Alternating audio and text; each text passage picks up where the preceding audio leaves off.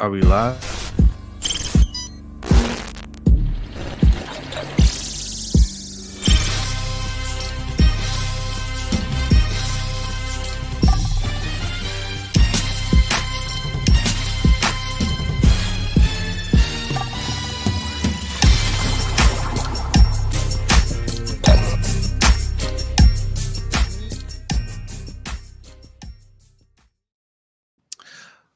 What is going on, LBHT crew? My face is frozen. You can hear me talking, but my lips aren't moving because that's the technical difficulties we're dealing with today. Okay. A long national nightmare is over. We are here. This is my fault. We actually were meeting with Dave Canales talking about that performance against the Cleveland Browns. It went a little bit over. So this is the only time that you're ever going to hear this. So stop whatever you're doing. Focus on the screen. I apologize for us being late. But we're here now. And I do want to also make it very clear that a delayed start time does not, in fact, affect the end time. We have a lot, not even really a lot of stories, but we got some stuff to get to. So we're gonna jump right into it because we got about 30 minutes left. So we're gonna give you more than 30 minutes, man. Overtime show. Sign up at patreon.com/LBHTShow if you want to be part of that. It is just $5 a month, or you can get a single episode for, what is it, I believe $3, something like that. $3. Yeah. It's a fantastic show. You know what? It may even be better than this show, may be better produced than this show, but that's going to change very soon. I have a feeling when we get to the overtime show, my camera issues are going to go away. This always happens. Mm-hmm. It's always happens. I blame StreamYard. We head. weren't having this problem until we came back to StreamYard. All right. What's going on, everybody? Who we got in the chat? Osmond was here. Says hello, Jose and Brodny. Hope all is well. That's Salute to you. Oh, we didn't put the overlay back on here since we got it. You don't like the overlay? They're fine. Wow. I got used to not having them, so we got a super chat from Rave Kingdom. Says, love you guys. # Ben Cleveland. Thank you very much. Appreciate you. Also, as you can see in the background, into a new house. That also played a little part of it. Little piece in us showing up late here. Don't like that? It looks crowded. It looks crowded. Crowded? It looks crowded. Wow. All right, I'll take it down, I guess. And I think it looks clean. Okay, you can leave it up if you want. I'm not worried about it. I'm just saying. No, you're in charge now. Oh, what happened here, bro? A. Wood says was afraid you were on vacation. Now, why would that scare you? Why can't we have nice things? Why can't we have nice things, Mr. Woods? Good Lord. We will let you know if we're on vacation. And typically, if we're not going to be here, we have something recorded for you guys. We don't just leave you high and dry. All right. But as you can see, new setup. We're always trying different things to give you the best quality show that we can. And in that process, we give you a slightly downgraded show from time to time. Okay. That's okay. If you look in the chat, there should be a Streamlabs link. There's also the Cash App, $LBHT show. That is all going into the hire a producer fund. Y'all think we're joking when we say we need it, but then there's nights like tonight, and it's only affecting absolutely you. Need it. It's only affecting you. I don't care. I don't care anyway. Whatever. But it's giving you a worse experience sometimes. Let's give these shout outs. That's my camera trying to catch up here. We got Pay the Bills in the house. Salute says that damn dial-up internet. Hey, you know what? It is a mixture of the internet. It's not on StreamYard. No, don't take that from him. I told Canada to stop that. All right, that's nonsense. He even knows what high-speed internet is in the Great White North. Stop. I have good internet, but I think I located the problem with what's going on with my internet tonight. Usually I put this on StreamYard and it's StreamYard's fault. Game Too Easy, what's going on?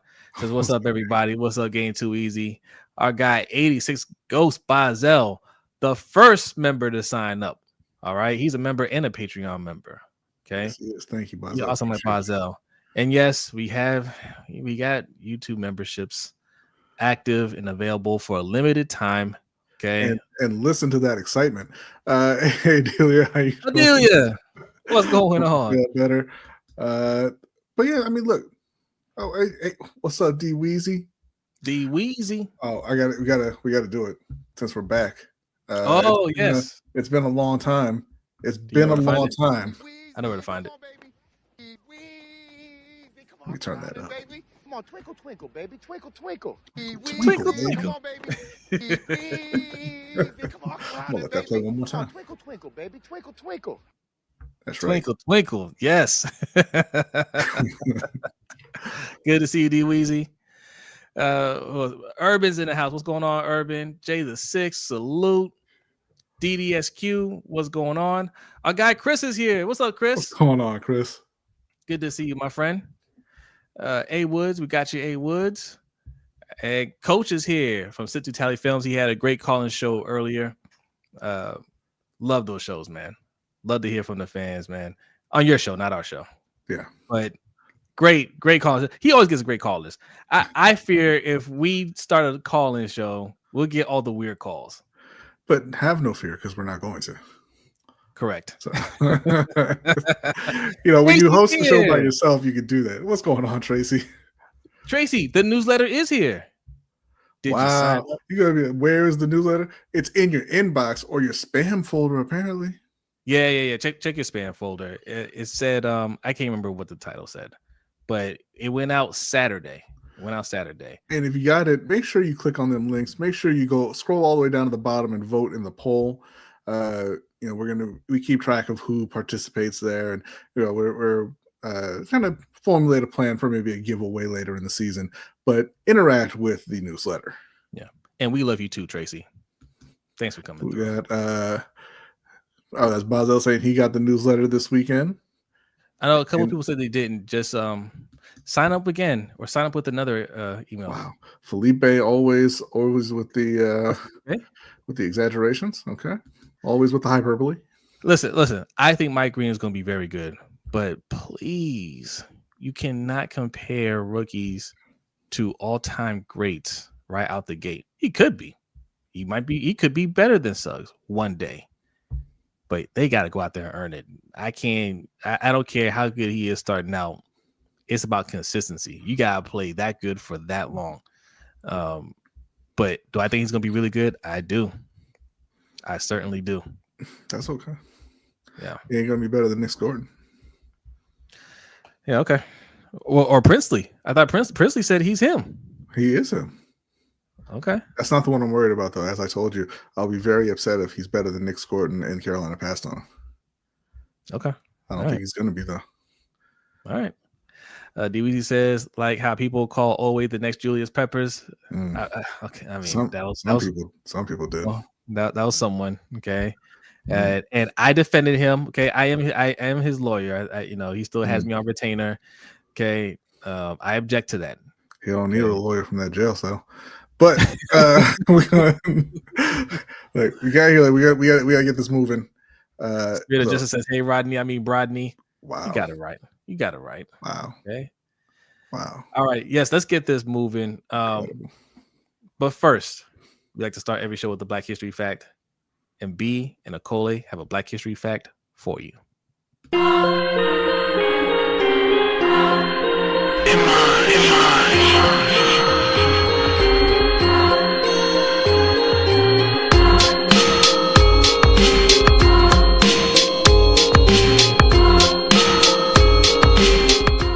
This week on the LBHT Black History Fact, the Black Cracker Cowboys of Florida represent a powerful yet underappreciated chapter in American frontier history. The term Cracker Cowboy originates from the loud crack of the whips used to drive cattle through Florida's rugged and often unforgiving terrain. Unlike the romanticized image of Western cowboys with lassos and open plains, Florida's cow hunters, both black and white, relied on whips, dogs, and sheer grit to manage wild herds of cattle. These cattle, descendants of Andalusian stock left behind when Spain abandoned interior Florida in the early 1700s, roamed freely across the state, and became the backbone of Florida's economy by the 19th century.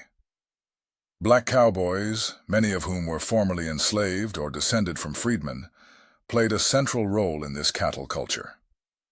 They were highly skilled horsemen, ranch hands, and cow hunters, often working in harsh conditions that demanded physical endurance, tactical knowledge of the land, and deep familiarity with animal behavior. These men drove cattle along the Cracker Trail, a grueling 120-mile route stretching from the interior to the Gulf Coast, through thick scrubland, swamps, and blistering heat.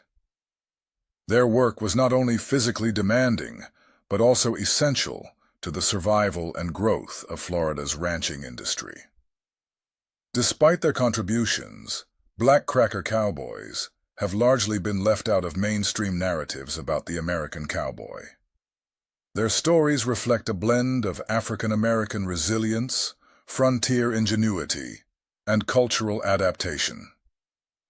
They helped shape a distinctly Floridian cowboy tradition that differed from the Western archetype, but was no less heroic or influential. Today, efforts to recover and honor their legacy are shedding light on the diversity of the American frontier and the vital roles black cowboys played in building it. Their history is a testament to perseverance, skill, and the enduring spirit of those who thrived in the margins of a changing nation.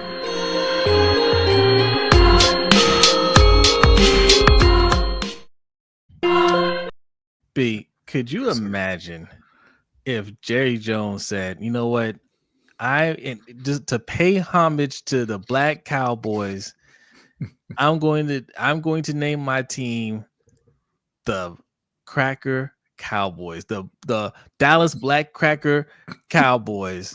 I could imagine it because he's a dirtbag.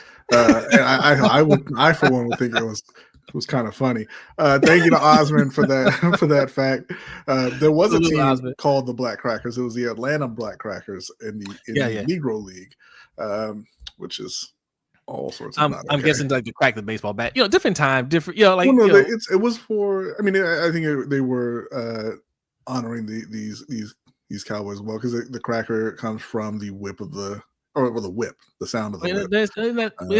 Isn't that a baseball thing? You crack your bat when you hear the crack of the bat when you hit the ball, but I'm not sure if that's what it was named after, because at that point, why the black? But I don't know. I'll have to look more into that maybe next week for the Atlanta Black Crackers. This week is all about the Florida Black Crackers, the Cowboys, who have been forgotten in favor of a Clint Eastwoodian vision of the Wild West.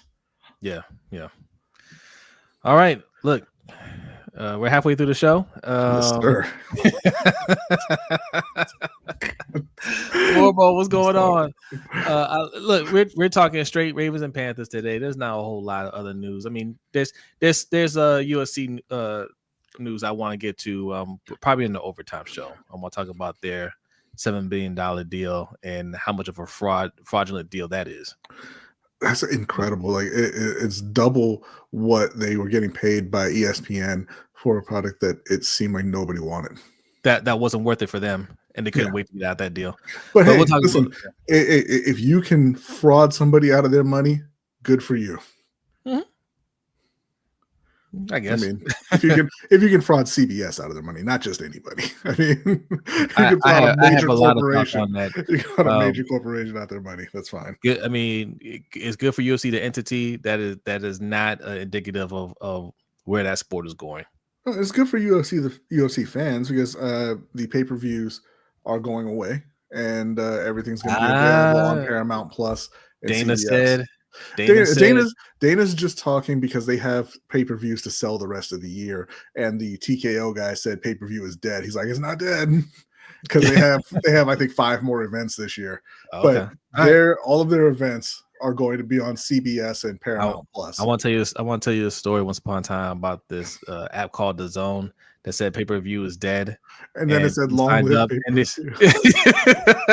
Long live pay-per-view. Right. So like we didn't know that they were English at the time. And that's what they do. The Queen is dead, long live the Queen. I didn't realize that that's where they were going when we signed up. but we don't do that here in America. Yeah. All right. We'll talk about that. Overtime Show. Patreon.com/LBHTShow. Or if you're a member, and I should drop the link in the membership section. You sign up, and For you can Bazel. for Bazel. Well, look, the night is young. Some other people might sign up. Okay, but I'll drop that link in there. All right, that happened right after the main show. Okay, we did not live stream after the game last week. So we'll give you our thoughts on both the Ravens versus Colts game and the Panthers versus Browns, and then we're going to talk about the upcoming games this week and what's been going on in camp, and there's a couple of things I want to talk about. I said RG3 is a Black Cracker Hall of Famer. God damn, that's not. I don't know who put that up on screen, but take that down immediately. Goodness. RG3 would not. He would not object to that.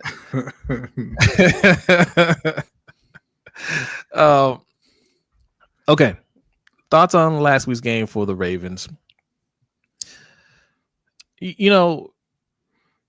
Cooper Rush wasn't in there for long. He threw an interception. I don't really put that interception 100% on him. See, Bazel just gets the 5 memberships. I knew Bazel was going to do it. I appreciate you, Bazel. Thank you, Bazel. I appreciate you. You said Thank only. you very much. Hey, appreciate you. All right. But Cooper Rush, I think, all right, he's all right. Devin Leary, why are we even wasting time putting him out there? We all know Devin Leary isn't going to be anything in this league. We all know he's not going to provide any value to our team. Let me say he's not going to be anything in this league. He's not going to be anything for our team. It's too late. It's out there now. I think obviously most of us here thought you should have kept the quarterback from Oregon, whose name is escaping me at the moment, but he was in camp last year with Devin Leary. Kind of outplayed him in every sense. I forget his name. I want to say it was Emery, but I can't remember for sure. I don't know what they saw in Devin Leary. I don't know why they kept him last year. I don't know why they brought him back again. But the reality is it doesn't matter. Emory Jones, yes, thank you. Emory Jones, yeah. Doesn't matter because if Devin Leary ever steps on the field, the season's over. If Devin Leary assumes the backup role, your season's over, right? Because that means Lamar went down and everybody moved up one spot on the depth chart. The season's done. So it is what it is. Maybe they think he can develop into a decent backup long term, and they want to keep him around for that, and that's fine. You have to have arms in camp and preseason, especially since they don't play their starters. But God damn, he is bad at the football, and he's not even playing guys who are going to be in the league. That's the scary part, and that's how bad he looks. So I don't know. So, that wasn't good. What was good was Keaton Mitchell. And what's up, Jared Green from the Southern Ballers Show? He had a great call on Coach's channel today. Keaton Mitchell looked really good. He looked like he's back. He looked explosive. And Rasheen Ali looked pretty decent as well before he got banged up. Yes. But, you want to keep it in check. It was the Colts backups and everything. But, we know that Keaton can produce those types of plays in real games. We've seen him do that. It's just a question of, can he stay healthy? Cam, I see your message there. Yeah, I know that T picked him, but that's not a reason to keep him around. Right. You can admit when you made a mistake and cut him loose. But, but like I said, it's not a huge deal. He's the third string quarterback. It's whatever. Yeah, I don't want to get off track here, but yeah, if you have so many picks that you're just letting position coaches make picks, why do you keep hoarding all these picks? Right? Like, I don't care if they're only a 6th round. It's only a 6th round, 7th round pick. But why do you have it? Oh, I told you why you have it. It's because Lamar's salary is going to shoot up, and they are going to take a machete to the roster, and they want all those rookie contracts to replace those veterans who are going to be cut next year. I'm cool with that, but develop them. Okay, look, that's what they're doing, right? Devin got to get them reps. Got to get them reps. All right. Look, you saw what they listen. Don't laugh. You saw what they did with Lamar Jackson. Lamar Jackson couldn't even throw a football forward when he got to Baltimore. I know, right? According to some of the people who talk about Lamar Jackson around here, he didn't know what football was. Thanks to G-Ro, he's a he's gonna be a football legend. As far as I know, Lamar Jackson was a career running back before he got here. Yeah, and they developed him into one of the best passers the league has ever seen. Right. So if they can do it for Lamar, they can do it for Devin. There you go. But yeah, no, Keaton Mitchell looked really good. Running with confidence. He said he's completely over his injury, physically and mentally, and he looks it. And I think they're sitting him out the rest of the preseason because of it. That's a good sign. Yeah, that tells me that he's in line for more reps this year. Hopefully. And listen, I don't want to. I don't think that Todd Monken's doing a terrible job.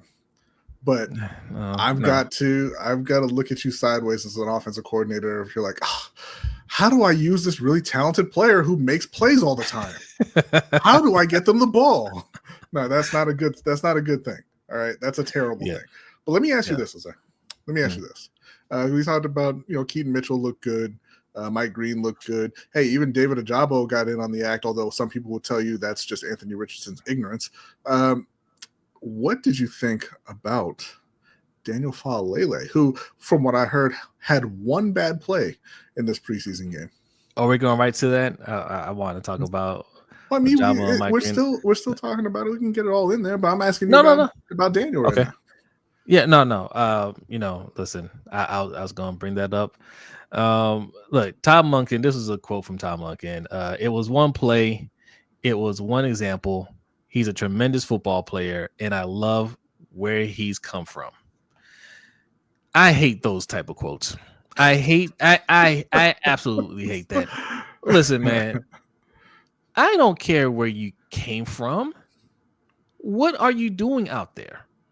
You know what I'm saying? Like, let me ask y'all this. You guys ever go to a Ravens game without your ticket and say, listen, man, I don't have the ticket per se, but man, let me tell you the story about where I came from. I came a long way. Okay. I came a long way to this game, and they tell you the journey to get here. So how about you just let me in? You think you're getting in? No, because you need the ticket. I don't care where this man came from. Can you play? Can you block? Can you protect our quarterback? No. I don't want you starting. Right? I'm tired of this. Oh, well, we believe in him. Oh, well, he's going to play better. Hey, Faalele, I see the attraction. Mm-hmm. I do. I see the potential. But results matter now. If he's not ready, you ain't got to cut him. But he can't start. Get some people in there that can actually challenge for the starting job, win the starting job, and protect our quarterback. Right? You're rolling the dice on a championship caliber team. Our window is now, and you trying to blow it. Like, listen, if Faalele doesn't work out, if Voorhees doesn't work out, then we're just stuck, right? That's one of those things you can't fix during the season. Mm-hmm. You can't fix if your O-line can't block, that doesn't get better in a regular season. You just have to try to work around it. You're in trouble. Yeah, you could say, hey, it's going to get better if it's a group who hasn't played together, but these guys have been together for a good long while. They played all season together last year. So it's not a chemistry thing, really. And like you said, this isn't Pop Warner. This isn't high school. You're not in college anymore. This is a results-based business. And if you're not getting the results, then you shouldn't be on the field. But that's not the way that Harbaugh and DaCosta have been running the Ravens. They have their guys, and they're going to stick to them. That's why we have to sit and wonder how much Keaton Mitchell is actually going to get to play, right? Yeah, because he's not their guy, right? Not necessarily. Or I don't not that they have a problem with him, but they've got Derek, they've got Justice, and we're good, right?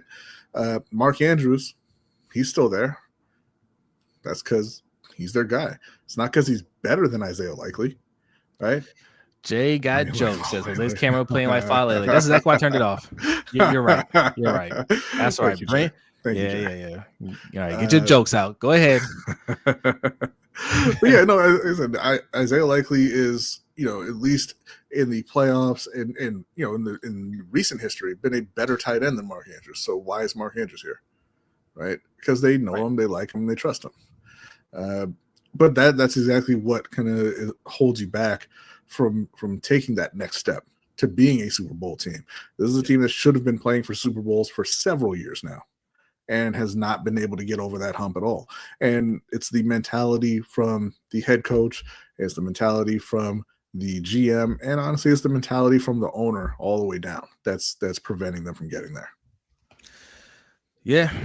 So I mean, like I said, I'm hoping for the best this season. This is our window, but if it doesn't happen, it's truly time to clean house. And they had nobody to blame but themselves. And it's moves like this are what can keep you from winning a championship. This is just like you plan for this, right? It's not like, hey, we tried a bunch of things didn't work out, people got hurt, and then this is where we're at with it. Like, this is your plan. This is your plan A and B. All right. Game Too Easy says, so did y'all see the article about Falele in 2016? Yeah. Mm-hmm. Yeah. So Daniel Falele was somebody that they were looking at since he was 16 years old. And he went to Jim Harbaugh's camp along with some other linemen. What was it, in Australia or whatever? Yeah. And that's somebody that the Harbaughs had their eye on. And I don't have a problem with that. People kind of, I don't have a problem with that within itself, because I think Coach could attest to this. Coaches, they scout players young, mm-hmm. right? You see guys that you could try to develop. You have your eye on somebody, and somebody that shows a lot of potential. Coaches get excited about them and they want to work with that person. And it's no different when you get to the pros, right? You see these guys like, hey, I saw this guy since he was 16. He had a good college career. He played well in Minnesota, and you feel like you can take him to the next level. I have no problem with that. I have no problem with him being on a team right now, and you feel like, yeah, he is going to develop into that guy. He's got the size, he's got the tools, he's got everything he needs to be a very good lineman. He just hasn't put it together. I got no problem with that. But what I do have a problem is you didn't give him any competition, mm-hmm. right? So if he has all the tools and he hasn't put it together yet, somebody needs to be there to beat him out for that spot, so we're not putting our season on the line while he's trying to figure out who to block out there. Yeah. And, and honestly, it would be another person for him to learn from, since he's obviously not putting it all together, like you said, from just the coaching staff. Yeah. Right? But, they've refused to do that for a couple of years now. They don't seem to value the offensive line the way that most teams in the NFL do. And that's a thing in Baltimore. They they zig when everybody else zags and all this kind of stuff. But, I mean, some things are just true, right? You need to be able to block. Yeah. You need to be able to run block. You need to be able to protect your quarterback. So hopefully, the light switch comes on for him and Voorhees once the season starts. But I'm not holding my breath for that. Yeah. Let's see. What's up, Adrian? He says Leary's absolute dumpster juice. We could definitely use a better backup QB at this point. Agreed. And there's a lot out there that they can. Well, you have one. Pick up. You have Cooper Rush. Yeah. Never thought Cooper Rush was a good option at QB2 either. I think he's fine. Like I said, that interception, I mean, the receiver didn't make a good play on it. Like, that's supposed to be a 50-50 ball, and he made it an 80-20 ball. Okay. Like, don't fall down, bro. All right. Fight for the ball. Yes. Ojabo had a good sack on Anthony Richardson. Yes. Okay. Did Anthony Richardson not look at the ball or look at the rush? Was it on him? Sure. But guess what? Those things happen in NFL. Mm-hmm. Right? You got to be in a position to take advantage. They talk about this dude like he can't learn, like he doesn't know anything. And I promise, is not the only quarterback that's taken a hit like that. Nope. Because you know what that reminded me of? That same type of hit happened in that stadium years ago, and it happened to a 2-time Super Bowl champion, one Ben Roethlisberger. Yeah, when Bart Scott depleted him. I was at the game. I was at that game, and tens of thousands of people thought they witnessed a murder. I was certain because Ben Roethlisberger was good at faking out defenders like that. Like he wouldn't look at the defender come in, and then he would step up to make the defender miss. And I was like, please tell me he doesn't see Bart Scott. Like, please, I just hope he's not, And he just didn't see Bart Scott coming. Bart Scott came around that corner untouched, and he hit Roethlisberger's. His head disappeared. His feet appeared where his head should be. he took him all the way out. Okay, that's what that reminded me of right there. So it absolutely happens even to the best of them. Yeah, and they have a bad coach. Okay, and moving on. No way we got Ravens fans taking up for Falele. Yeah, you have Ravens and Falele. You listen. I'm glad we're back on. I'm glad we're back on StreamYard for this reason right here, because we got a lot of these out here in these streets. These right here, yes. The EDC defenders, right? They're the ones. They're gonna defend this team. They're gonna defend all the bad choices, no matter what. No matter what. That's what you have running around in these streets. Okay, they think. If they cape for the team, they cape for Harbaugh, they cape for EDC enough, one day EDC will come knocking on their door and give them a hug and say, I couldn't have done this without you. Thank you for always having my back. Thank you. It ain't never going to happen. All right. Be real about your team. That's what good fans do, is hold your team accountable when they make bad decisions. We're not saying boo them and criticize them for every little thing, but a bad decision is a bad decision. That's all. Osmond says Harbs likes the way that Falele practices as compared to Cleveland. The problem is when it comes to the actual game, the reverse is true. Cleveland plays the game better than he practices. And that's a real problem for a lot of players. Yeah. Because coaches want to see you do it in practice typically, and they won't give you that next step, those in-game reps without you rising to a certain level in practice. And so it becomes harder and harder to prove that you deserve that time.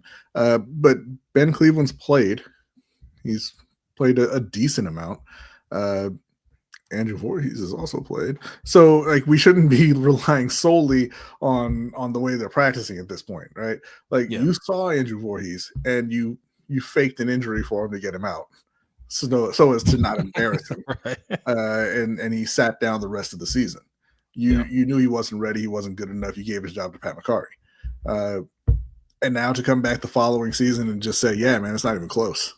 It's Voorhees all day. Yeah. I don't know. I mean, maybe he took a big step forward. Hopefully. I don't really buy that, though. I don't buy it either. And how do you assess that, right? During the off season where you didn't sign anybody to the couple of weeks of camp that he had? How do you assess it?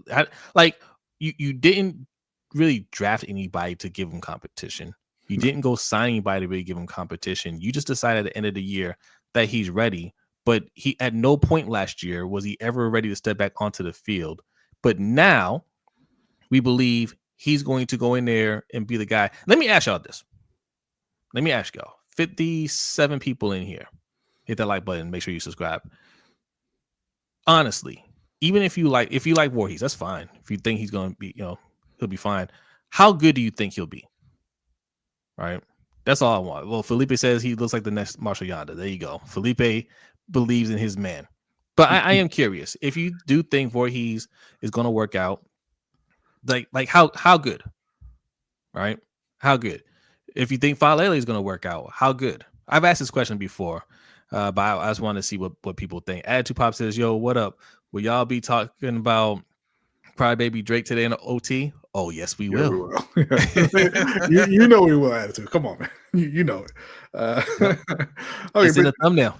Yeah, but so you wanted to also mention Mike Green and how he looked in his getting his I guess NFL debut, you know, along with some of the other defenders. What did you think about that pass rush? Well, before we get there, I just want to read some of these responses. Coach says mid at best. That's okay, right? Big E says ha. Pay the Bill says next yonder is wild. Let's see. Voorhees could be a 58 on Madden if I was rating him. Yikes. 69 overall.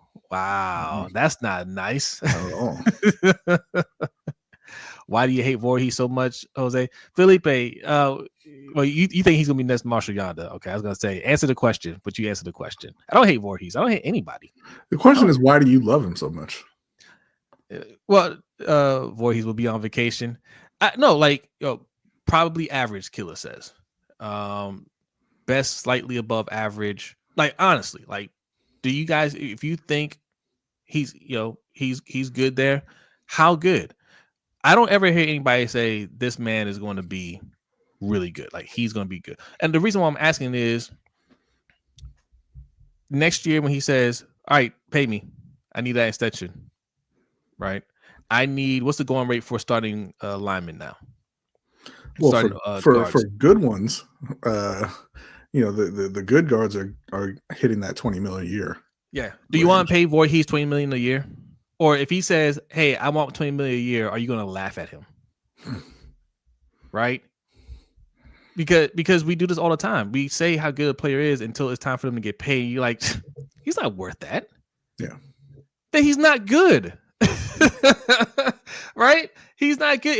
If he's not good enough to get paid a going rate for a starting guard, mind you, we don't have a guard that we're paying right now. Right? Typically what Ozzie used to do, the Ozzie method was pay one, not the other. Mm-hmm. Right? Pay Yonda, not Grubbs. Y'all don't remember Ben Grubbs, right? That was our higher pick O lineman. But it's not both of them. But we don't have one that's getting paid right now. So you don't think Valele's getting paid? Do we pay Voorhees? No? So what are we talking about here? We don't have anybody that's good enough to be playing those positions. Press start says he shouldn't get $5 million. Pay the Bill says Voorhees asked for $20 million. I'm sending him to concussion protocol.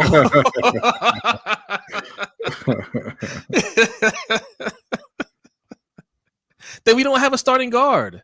That's my whole point. Right? Okay, you asked me about Mike Green. What I think about Mike Green? I think Mike Green is going to be really good, B. Now, he didn't get a sack in this game. Well, they didn't credit him with a sack, but he should have had half a sack. Because he didn't get it. He should have had half a sack. No, he didn't touch him. He did touch him. He didn't touch him. In fact, he touched him first. He didn't touch him. Yeah. It's not who touches him first, it's who brings him down. He tripped him up.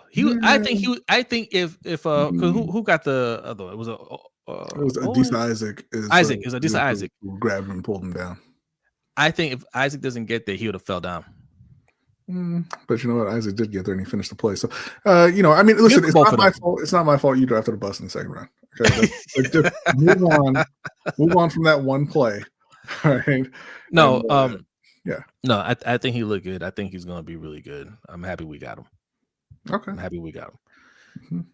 Mm-hmm. Like good character guys over here, but that's right. And I hope Adisa Isaac works out too. Like we have a lot of guys. We invested a lot in that position, and I hope it comes to fruition.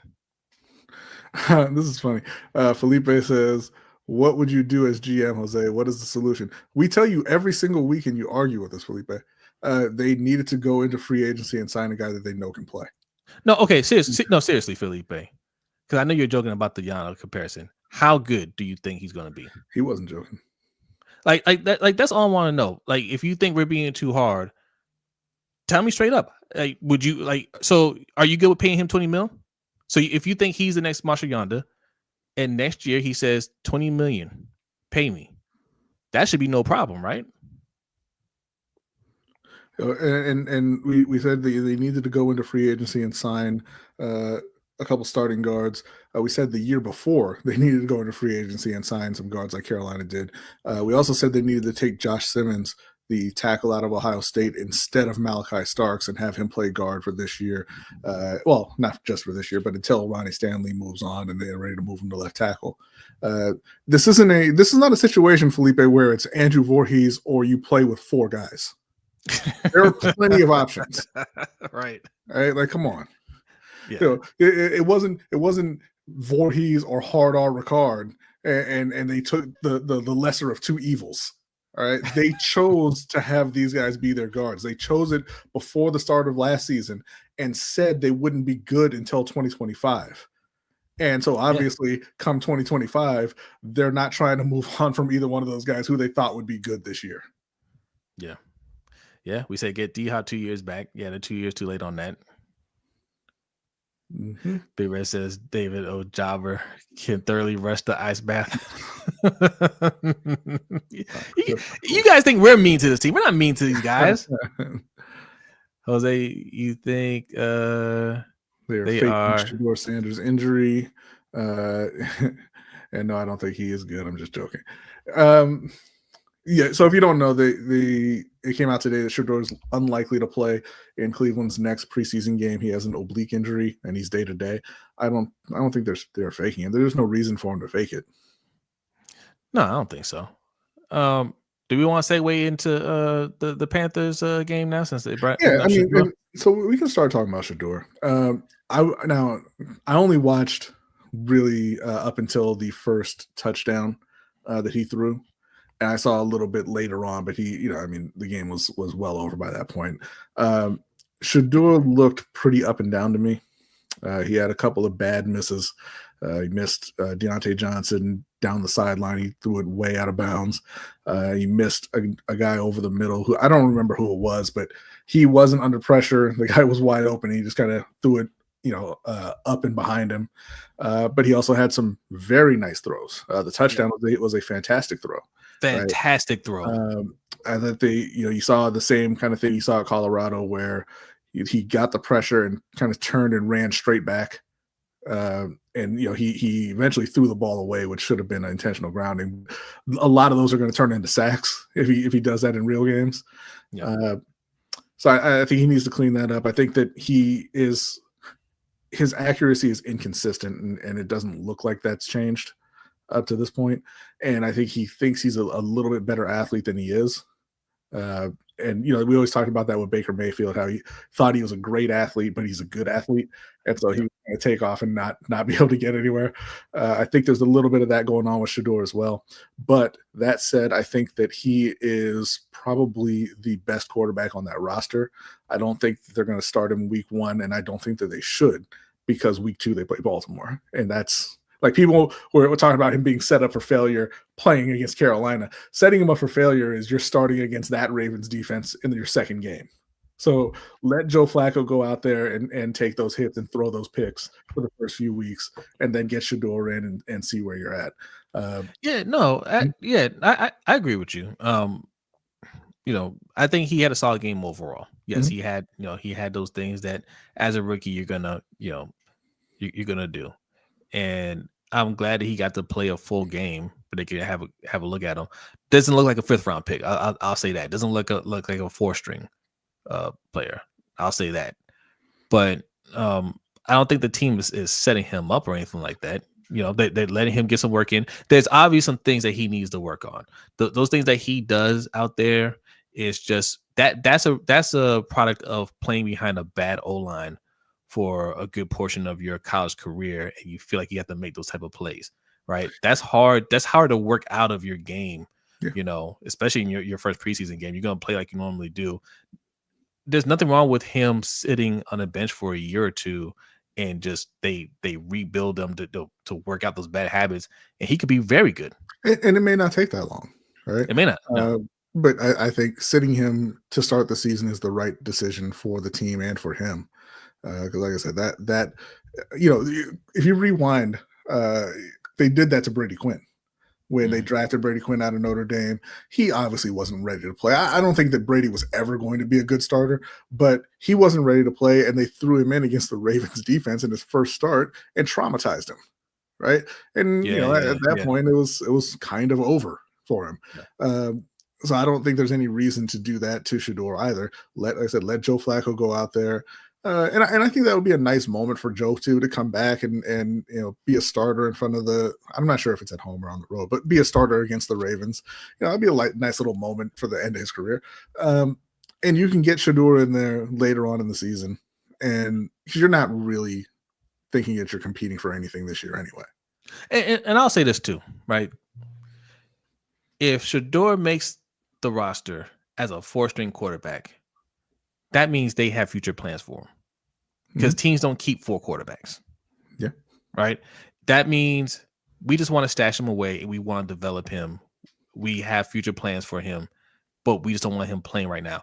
If he's backup, he's most likely playing, because you're not expecting Joe Flacco to finish the season as a starter.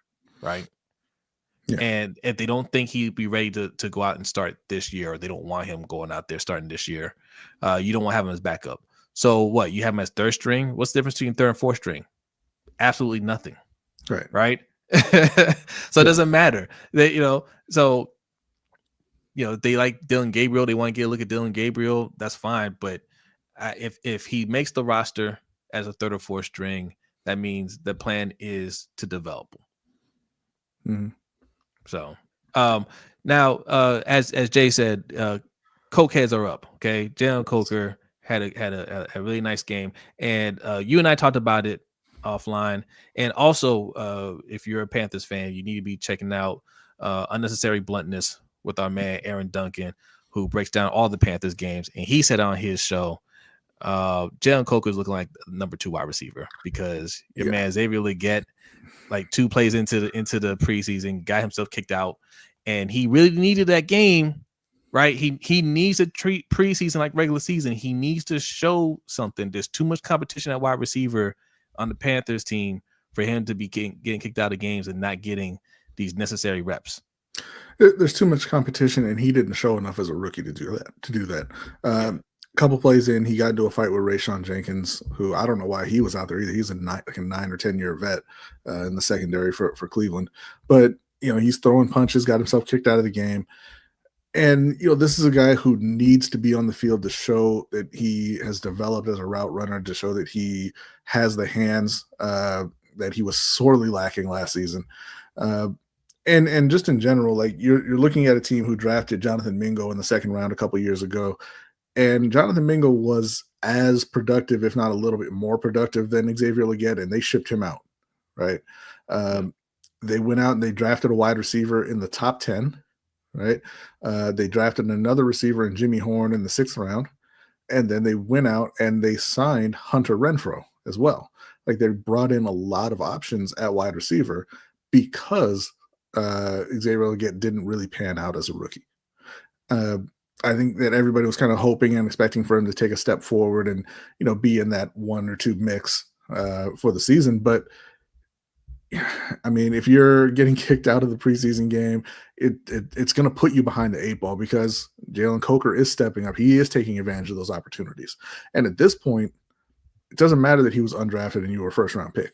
You put up the same numbers in your first year, and he's outplaying you right now. He was drafted in the 1st round last year, and they came back again this year and drafted another wide receiver in the 1st round. That tells you your job ain't secure.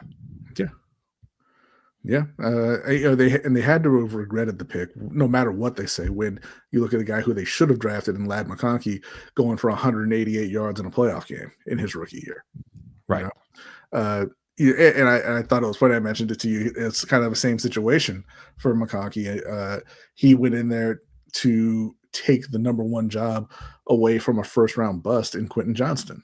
A guy who's big, fast, strong, and was a contested catch guy, and was going to be a big play receiver for him. Gets to LA and can't catch it all.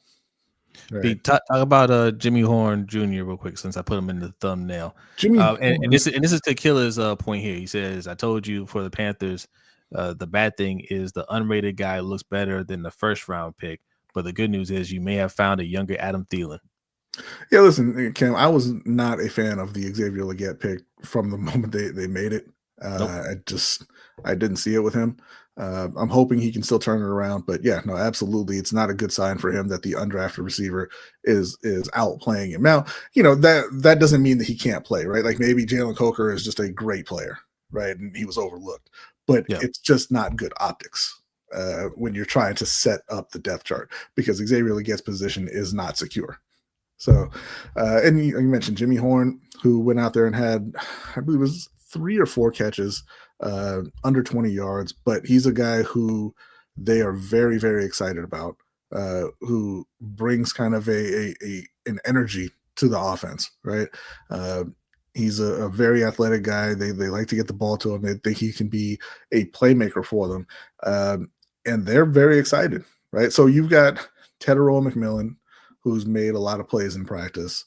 You've got Jalen Coker, who put in a pretty good year for being an undrafted receiver in his first year, and is going out there and taking advantage of all his opportunities in this training camp and preseason. Right?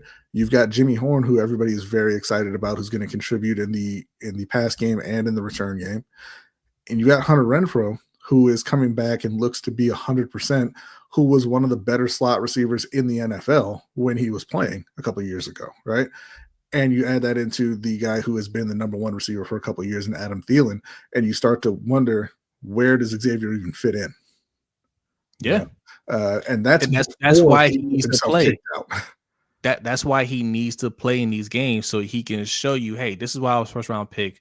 These are my skills, right? Because yes, those guys are playing better, but there's a lot of natural talent with Xavier Legette. And if he could flash some of that, that'll remind that coaching staff, this is why I'm out here. Yep. Yeah, and I think another big problem for Xavier, not to make this all about Legette, but a big problem for him is going to be that while Bryce Young really turned the corner in the second half of the season last year, and he looks to be that same guy. He looked pretty sharp in the preseason opener. I think they're going to be a run-heavy team, right? They're bringing back Chuba Hubbard. They signed Rico Dowdle. They drafted Trevor Etienne. I think that there's not going to be a ton of targets to go around for guys who are further down the depth chart.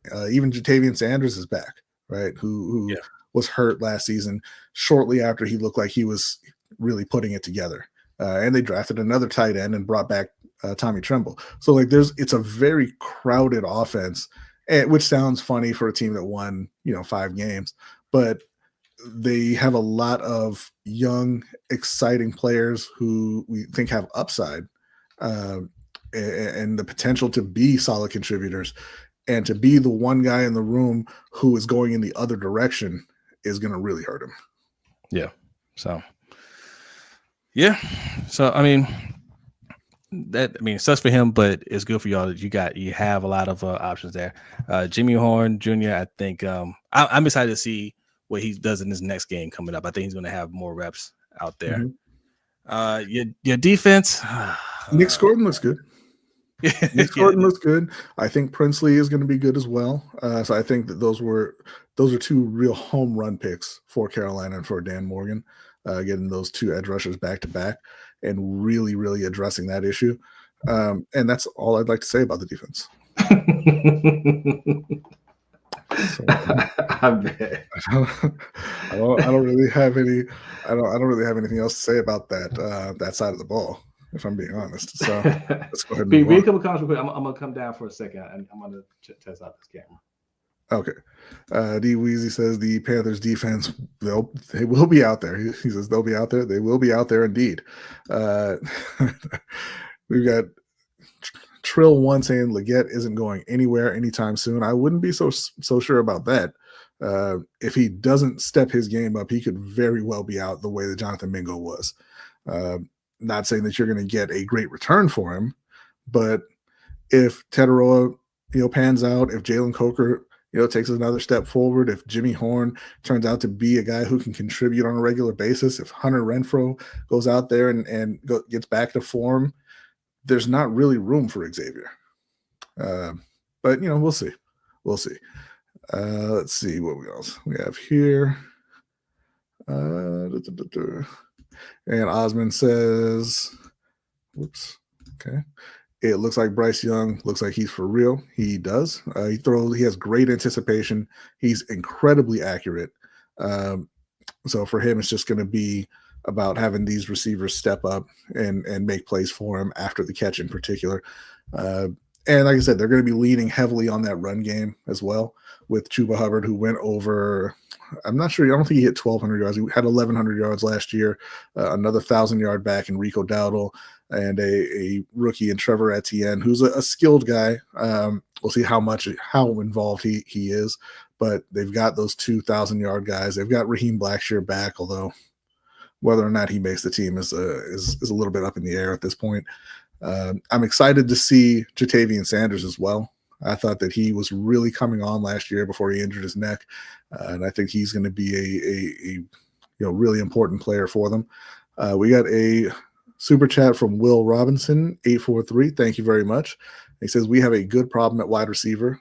Great content, fellas. Keep pounding. Thank you very much. Which is crazy to say, but I do agree. It's crazy to say that they have a good problem at wide receiver when just last year we looked at that wide receiver room like, oh my God, they better give T. Higgins a blank check, right? But, Tetaroa fell to them. Some people have been down on him saying he's had the drop issues. All wide receivers drop passes, every single one of them. The difference is, and why we kind of, hold it against some and not others, is some make plays to make up for it, and others are Xavier Legette. Right. So, Terrell Owens had a ton of drops. He dropped the ball every chance he got, but he also scored 150 touchdowns in the NFL. Right. So it doesn't really matter. When you're dropping passes that should be touchdowns and you're not making plays otherwise, that's when it's an issue. But yeah, Tetaroa looking good. Jimmy Horn looking good. Hunter Renfrow looking like he's going to be a steal. He was just sitting out there in free agency for anybody who wanted to take a chance on him. Jalen Coker is looking like a major steal, picking him up after the draft. So yeah, the wide receiver room is looking pretty good at this point. The running back room is stacked. Really want to see one of those tight ends step up. I think it's going to be Jatavian Sanders. And as long as the O-line holds up, the offense, I think, is going to be just fine. It's a question of whether or not the defense can drag themselves out from, the bottom of the league to closer to the middle of the league. And I think they'll be able to do it. It's going to be heavily dependent on the front four. But, obviously Derrick Brown didn't play in this game, who was the best player on that defense. And that's going to have a rather large effect, right? Once he's out there, and you've got those edge rushers in that rotation. You got Wanham, you got Princely, you've got Scorden, you got Pat. The linebacker spot, I think it's just going to be weak for this season. Not a whole lot they can do about it at this point.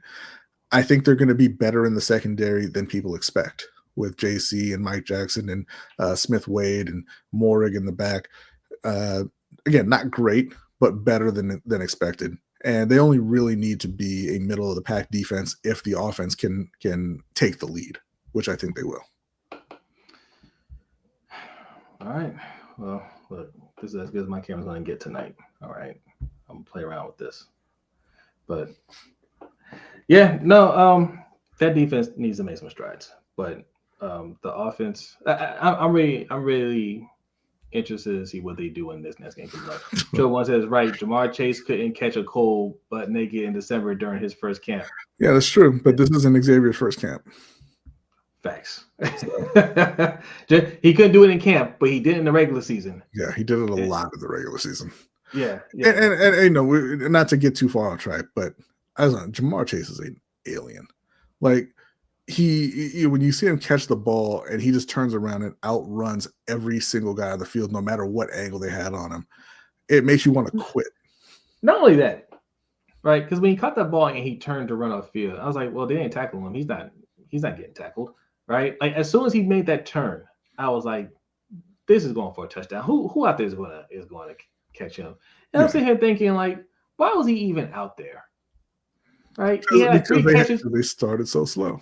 He had 3 catches for like 148 yards in a touchdown. I was like, what was the point of this? Yeah. It reminds me of this guy. I forget who the interviewer was. He was on the Jim Rome show a long time ago. And he was talking about Adrian Peterson. And he was like, when Adrian Peterson gets up to speed and and that head starts bucking, you better cancel Christmas, right? Because nobody's tackling him, right? It's the same thing with Jamar. If you get him a little bit of space and he can get up to full speed, it's done. That play's ending in the end zone. But you ask, why is he playing? He's playing because the Bengals came out and looked terrible to start the season, right? They started really, really slowly, despite having Burrow and Jamar Chase and T. Higgins and all this firepower, and they couldn't win games. And so they've decided to make a philosophical shift in Cincinnati and say, hey, let's get our starters out there early. Let's get them some reps and let's get them ready for the regular season. That's kind of a team by team thing in the NFL. Baltimore doesn't play their guys at all, really, which makes it even more alarming that Voorhees and Falele are out there. But some teams will play guys. Some teams say no, we're not going to risk it. And they have their own thoughts and ideas about whether it's better for the team to just rest and not get the injury risk, or whether, hey, we need to get some reps so we can hit the regular season rolling and not drop games early that we should otherwise win. Right. What are your thoughts on that? No, they need to be out there, right? Even if it doesn't have to be a whole quarter. It needs, a series or two, especially from what I'm hearing in camp about the O-line and the false starts, the penalties, and did they end practice early one day? Is that what I read? Like they ended practice early because the O-line couldn't get it right. Lamar was slamming the ball down. Had a false start with both tackles. Yeah. Listen, man, they need the reps, especially if you're working with the O-line that you're trying to develop. They need to be out there. Lamar doesn't need to be out there that long, but he needs to get out there and get a little bit of timing with some live snaps before the season starts. Get out there. Henry too. Couple snaps, and then you can go to the sideline. The O-line, not Stanley, but the rest of them, not Linderbaum. The rest of them, they can be out there. They're fine. The rest of them need to be out there a lot, right? A lot. What's that tackle's name? The LSU tackle, Emory Jones. Yeah. Well, he's not even practicing yet at this point. When is he available? Because he needs to get out there ASAP. Sometime. I don't believe for a second that he can't beat out Voorhees or Falele. Well, the hope would be that he could, but they drafted him knowing he wasn't going to be ready to play. So, yeah, but don't get Simmons though. Can't do that because he's his injuries. I remember that was a thing or whatever. Not Henry. Henry can't be out there. Henry can be out there. He doesn't have to get a carry, right? But let him go out there. I think that you can leave guys like Lamar and Henry out, guys that show up ready to play. I want Lamar in there because I want him to get that timing with the O-line right. No, I understand, but I think that you gotta. I mean, it's weighing the pros and cons, right? If the O-line's not performing well, you don't want Lamar taking hits in preseason, period, for any reason. Yeah. And I think that he is going to be ready to play. Yeah. He's going to be fine. Those guys need to get out there and get themselves together, right? But Lamar doesn't necessarily need to be out there. I don't think that Derrick Henry needs to be out there because he's a guy, again, shows up ready to go from day one every single year. Like that's been him his whole career. Guys who haven't proven that to you, yeah, man, get on the field and get some reps in. Guys who haven't solidified where they are on the depth chart yet, get on the field, get some reps in and solidify your spot. A guy like Marlon Humphrey. Okay, he doesn't necessarily need to be out there. If he wants to play a series or two or something like that, I'm fine, whatever. But they have a group of vets who will show up ready to go. And those are the kind of players who I think can skip preseason and be fine. If you're a team like Carolina, that's a lot of young players, Bryce Young included, who he's played half a season well in his career. He needs to go out there and play still, right? Leggett, Tetaroa, Coker, Jimmy Horn, those guys need to be out there. Chuba Hubbard doesn't really need to be out there. Right. You know, they're Robert Hunt, Damian Lewis, Taylor Moton. Those guys don't really need to be out there, although you're going to put them out there if Bryce Young is playing. That's the thing that sucks about playing O-line. Like if the quarterback ain't ready to go, you're getting some extra reps in. Yeah. But if you have a younger team that's not experienced and hasn't proven that year after year after year, go ahead and get them some reps until they kind of build up that reputation. For Baltimore is the one team where I would entertain saying, no, you guys just need to go out there and play, because they show up at the start of the season not ready every single year. Yeah. As a whole. You think about Hendrickson. Press Star says he might deserve to be the highest paid defender in the NFL, getting 17 and a half sacks on the Bengals 2 straight years ain't a small feat. No, he's not the best defender in the NFL. He's not the best, but he should get paid like it. He's their best. He's up. It's his turn. So he should be the highest paid edge rusher for 5-10 minutes until Micah gets his deal. Yeah. And then it'll be Micah, right? No, Trey's a great player. He's not the top at his position. He's not the top on the defense side of the ball. Yeah. All right. That's it. I mean, we didn't cover. Well, we kind of covered everything. Love West says, off topic. I know we're team players, but I don't get, Cam, how you sign a contract last year, have a good year, then next year want a new contract. I'll tell you what. Same way that the owners raise ticket prices, have a good year, and then raise ticket prices again, or have a bad year and raise ticket prices again, or the same way that owners will have you sign a contract and then come back to you the next year and ask you to take a pay cut. Like why they do that so much in NFL and they don't do that in other sports? Because the NFL don't guarantee contracts. Yeah. If you had fully guaranteed contracts, you would see a lot less of that. Mm-hmm. Right. But where every year you have to negotiate to make sure you get your money, because the money that you see in the headlines of what they sign isn't the money that they actually get. Yeah, you have to keep renegotiating. Trill One says Lewis and Hunt are injured. Not sure if they're playing this weekend. Right, we're just talking in general, like as a philosophical thing, whether they should be out there or not. And that's the other part of it. Thank you, Trill. If you have any kind of injury, sit down. True. Yes. Like you're not playing hurt in preseason for any reason, like, unless you're the bottom of the roster guy who has to play to make the team. Sit down. Yeah. Shamar Stewart about to make the Bengals owner say the hard ER after he touched Burrow in practice. He's like, that's exactly why we want to guarantee that money. You touch Burrow, you get cut. Any other news? So what do you expect to see in these games coming up? Jeez, I the only thing that I'm really going to be focused in on at this point is what Xavier Legette does when he gets on the field. The team as a whole didn't look great. Andy Dalton looked like a damn fool. But, it was the first game of preseason. It's whatever. We know the defense isn't going to be, shutting people down right from the start. So it's whatever. The offense, they went, I believe, 3 and out on their first series, and then they came back and put together a nice drive and scored. So I'm not real concerned about them. Xavier Legette needs to get his head on straight, get on the field, and start doing his job. Because right now, for me, and this may be unfair, but we judge from afar. We don't know these guys, and we've all said for the past year that he seems like a great kid. It seems like he has a great attitude. Everybody roots for him.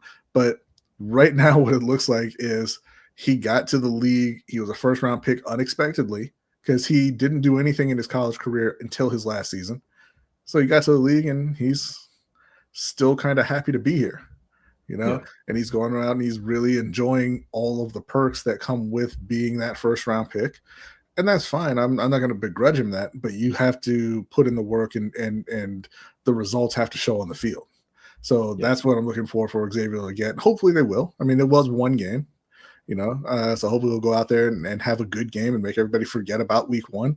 But he's the guy that I'm really going to be watching this week. I'm watching him and Jimmy Horn. I really want to see him. I have a feeling that Jimmy Horn can really be that guy. All right. How's Mike Green looking, Trill One? He's not looking great. I'll tell you that. He's looking like he got drafted exactly where he was supposed to after Nick Scorton. All right. You're saying that because you guys passed up on Mike Green to get Nick Scorton. Mike Green's looking pretty damn good. Yeah. Well, them criminals are elusive. That's how they keep it going. Yeah. I mean, look, what was that tweet about Jerry Jones beating cancer 4 times? Not 4 times. It was stage 4. Stage 4. Yeah. That tweet wasn't nice. We're not going to repeat that here. Basically saying it's always the bad ones that get off, right? Yeah. But speaking of Trill, Mike Green, I would like to see more of him. Although I don't know how much they're going to play him. I think the Ravens, when they see enough of somebody, they're just like let's save it for regular season. But I don't know if Mike Green is going to be a starter right out the gate. Right, Kyle Van Noy is still there, and he played really well last year. Owe played well last year. It might start out with those guys. I think he's going to get a lot of rotation though. So does he play another preseason game? I don't know. I like to see him. Keaton Mitchell's not going to be playing. I would love to see him play more, but I get it. Yeah. So I don't even know who's going to be playing in the preseason. I want to see LeJohntay Wester get some more looks. And I just want to see something from this O-line, man. Like we had like 15 draft picks. Okay. We had 15 draft. It was 12, I think. I just need see something from somebody, right? I need to see some players step up. I can't, call what's his name, Vincent. I mean, like there's a lot of guys. Longer Beam is out for the year now, but I mean, Block Coney. But who is out there? I just need to see these guys that we spent. The last 3 years, I think we've had about 35 picks, right? And I'm exaggerating a little bit, but not by much. Mm-hmm. I just need to see some of these guys step up a little bit, right? Don't go out there and look like you're going to get cut next week, or you could get cut next week.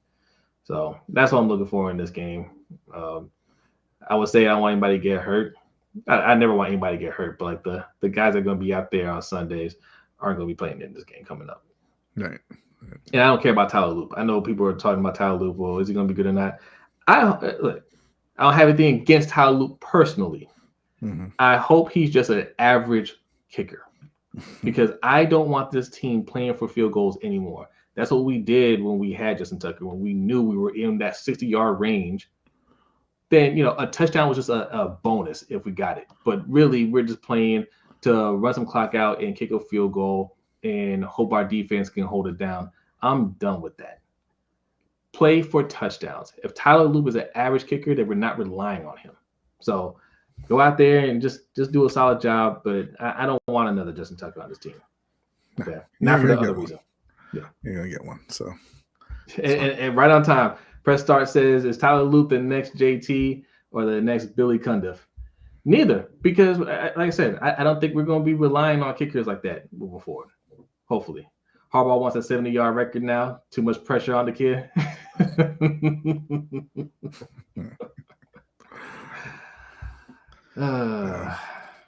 All right. I think that's about it, right? We got a couple of submitted questions. Yes, we got some submitted questions. And then we will be up out of here and headed to the overtime show. Let me pull these up real quick. While B's pulling them up, patreon.com/LBHTShow. Somebody asked about the Drake lawsuit and what he's asking from Kendrick Lamar's camp, which is ridiculous. If you haven't heard that story, we're going to talk about that. Patreon.com/LBHTShow for as little as $5 a month. You can sign up for it. For you new members, you also get access to the show if you click in the community section, whatever we call it now, the post. I put a post in there for members. There's a link in there for the overtime show. Anybody else that wants access to it, go over to Patreon, sign up. If you just want to watch that one episode, there's only $3. But I highly recommend that you at least do the $5 tier. We have $10 tier as well, but $10 and $20 tiers. They give you different perks, but the $5 tier will at least get you access to the overtime show and our Discord. Also, members too, if you want access to the Discord, I will put that link in there as well. Once you're in there, you're in there. Doesn't matter if you stay a member or not. We don't kick anybody out unless you do something to get kicked out. All right. Drake turned that lawsuit into an episode of Maury. Man, Trill, this is it's disgusting work that this man is doing. We need to take him off of any all-time rap list if you had him on there. We need to erase this man from the history books. This is diabolical. Okay. We're going to talk about that in the Overtime Show. Pretty disgusting. So this is from Michael Holt. What do you think about NFL Network and Red Zone merging with ESPN? I think at this point it doesn't matter. They've already been in bed together for way too long. Like, they've been compromised ever since the Playmaker days.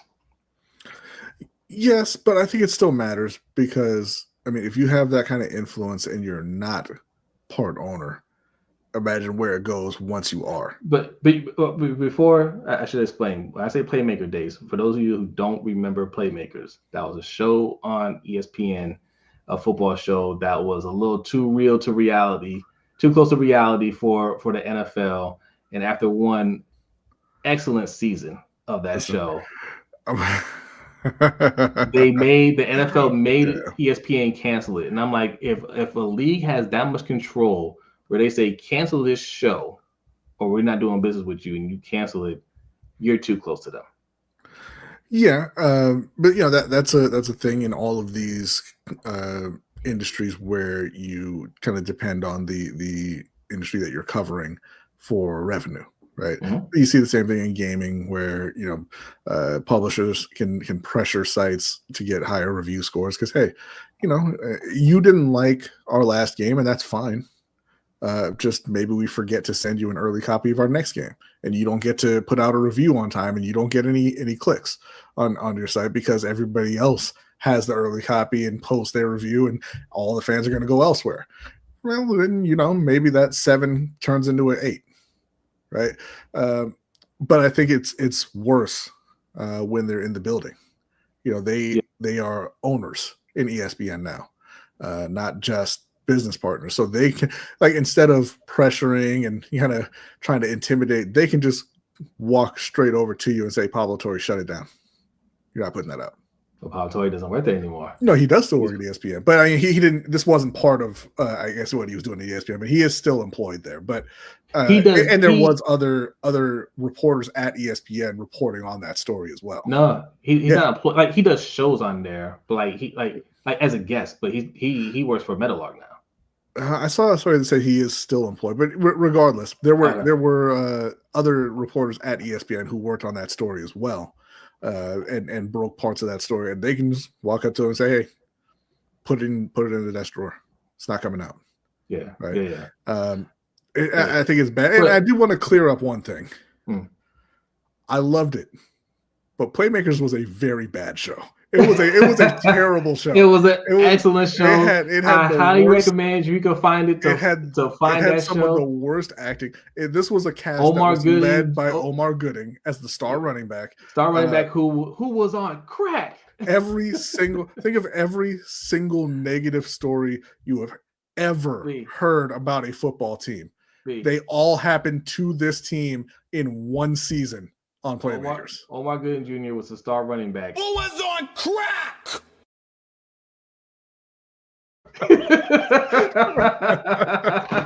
That show was absolutely terrible. But I was glued to the TV every single week. I could not stop watching it. The NFL was they are so full of themselves, man. Like, because it was a corny type of show, but it was very bad. Like, they couldn't laugh at it. Like, it wasn't. I mean, they could have laughed it off. Like, listen, okay, yes, we've had some of those things happen in our league, but that's obviously not the representation of our league. They could have laughed that off.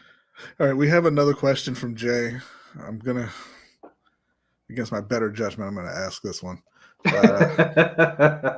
Would y'all wear any Noah Kniga merchandise and asking me specifically what if it came in a beanie. Kaniga.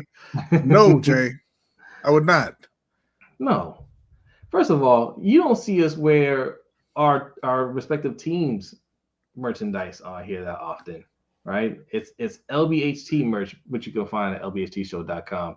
All right, go ahead and check that out. We have a link in our description. You can get some nice merch like this, okay? You can get merch like what B is wearing right there. Right. Also, got the hoodie. It's looking nice. Got the hoodie, LBHTShow.com. That's the only merch you're gonna see us wearing. Also, our newsletter is out. If you didn't get the check your spam folder, it shouldn't be in there, but check it. And if you don't have it, just go back to the site, put your email address in there, put two email addresses in there, and we're putting out another one either Friday or Saturday. All right, so you'll get the next one. Appreciate everybody that signed up. Appreciate everybody that's been supporting us. Absolutely. Is that it?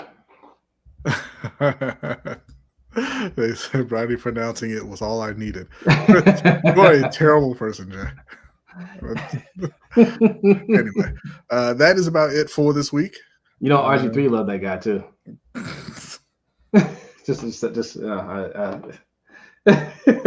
He had him on one of his shows. The Black Cracker Grandmaster. Yeah. We're gonna head to the overtime show right now. We're gonna talk some Drake and whatever else. For UFC. Our patrons, some UFC. For our patrons, I know it's been a while, but we're back on StreamYard now. So the link will be posted in the Discord if you would like to join the show, and we'll discuss. It's not Drake. He's Aubrey. We'll discuss Aubrey and his shenanigans. But again, head to patreon.com/LBHTShow if you want to sign up, if you want to be part of the overtime show, if you want to be part of the online dynasty that we're going to be starting up for the College Football 26. If you want to be part of the book club, right now it's like one book per 2 months, but we're just whipping it into shape right now. We roll it. We're gonna get rolling. I've been read that book, by the way. Whatever. If you want to be part of that. And anything else we've got going on. Also, like as I said, if you want the merch, head to www.lbhtshow.com, and we've got it up there for sale. Otherwise, we will see you next Wednesday. Peace. And